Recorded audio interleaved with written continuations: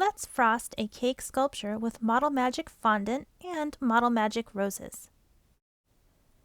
To make a fondant-like frosting for a cake sculpture, you are going to want to use some Model Magic. You will need 2 ounces for the cake frosting itself, and then later on, if you want to add rosettes, you will need another ounce for 3 ounces total.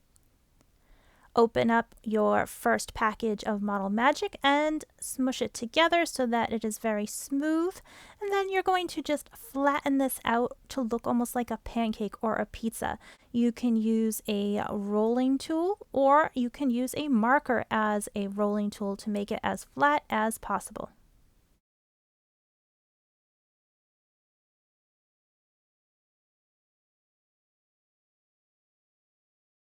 Once you have flattened your Model Magic, you want to cut out a triangle that is the same size as the top of your cake slice.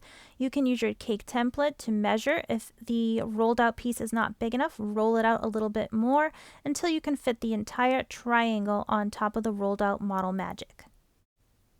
You will need to make an indent of that triangle shape into your Model Magic. You can do that by placing the template down and rolling over it, or you can trace around it with something sharp or pointy like the tip of your scissors or anything else that will make an indent into the Model Magic. Carefully peel the piece of Model Magic up off of the surface that you were rolling on and use your scissors to cut the triangle out. This is the easiest way to cut a shape out of Model Magic. Any other option tends to distort the shape that you want to cut. Scissors work really well. Put your scraps aside to use later, and then if you need to, you can roll over the shape a few more times just to smooth out any rough edges from where you cut with the scissors. Now grab your slice of cake that you made and you're going to take some basic white glue and squirt that over the area where you plan to put the fondant frosting that you just cut out.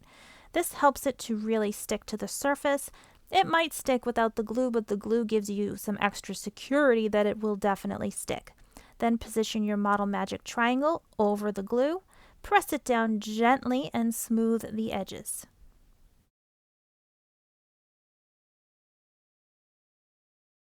Open up your second pouch of Model Magic and roll it out as thin as you can, again just like you did before. This time we are looking to make a piece of fondant to cover the edge of the cake, and we need that piece to be a 4-inch by 5-inch rectangle.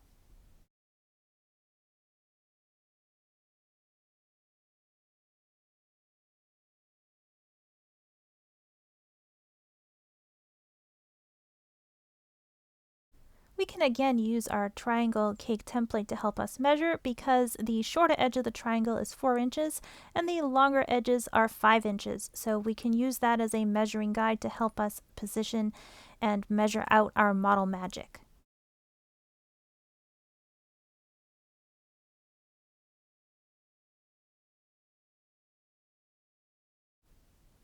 Again, we are going to be using our scissors so that we can cut off the edges and get some straight edges. So first we're going to cut off the shorter edge and then do some measuring and indenting of the line and then cut out the rest of the rectangle.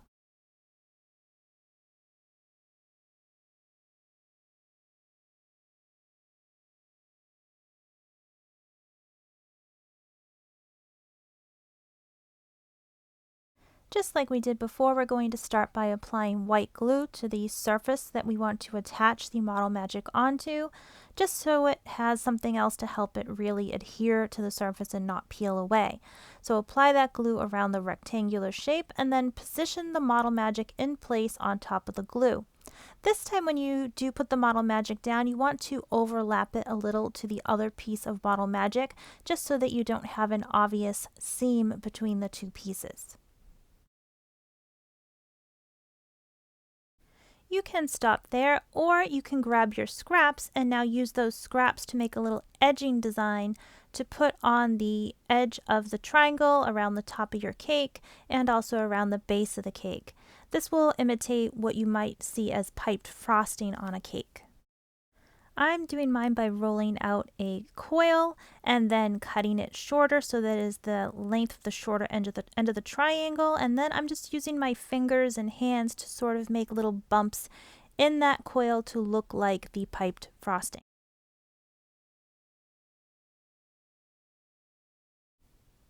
Model Magic sticks really well onto itself, so I'm just going to position the little design that I made on top of the cake, and it should stick just fine without using any glue.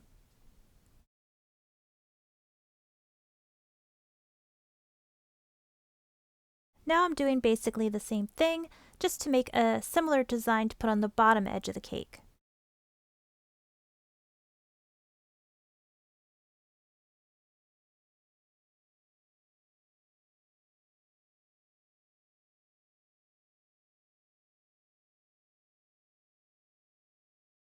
I still have some extra Model Magic left, so I am going to first colorize that using a marker. So to colorize Model Magic, you just stretch it out really flat, color onto it with the marker, and then smush it up to incorporate the color. Repeat that a few times until you get the Model Magic as saturated in color as you desire, and then you can use it to add some details to your cake.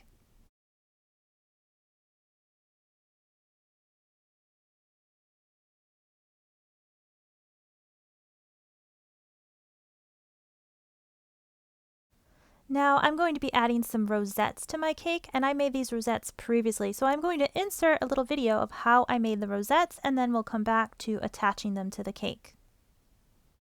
The first thing you do when you're making rosettes from Model Magic is to take some white Model Magic and flatten it out, and then portion it into two pieces. One piece is going to be put aside to make leaves for the roses, and the larger piece will be used for the roses themselves, for the petals. Once you have the two pieces separated and rolled out, you're going to colorize the Model Magic using the marker technique.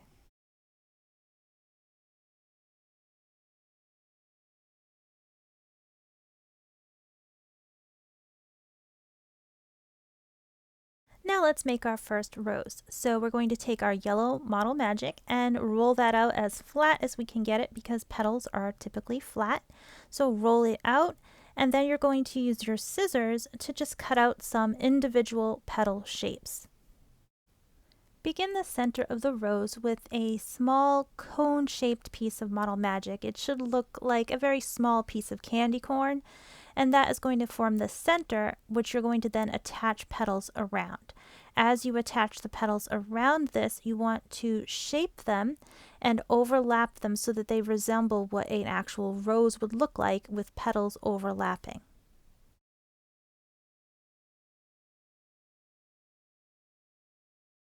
As you were forming your rose, you have likely created some extra Model Magic on the underside underneath the rose. You can use your scissors to just cut that off so that the rose will still sit flat.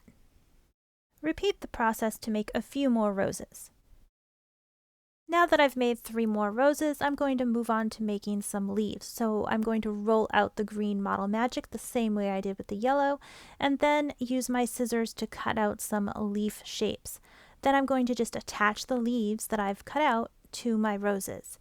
Most roses have maybe 2, at most 3 leaves. You don't want to overdo it on the leaves, and you want to try to position them in a way that seems like they would naturally appear on roses, or the way you've seen them on frosted cakes.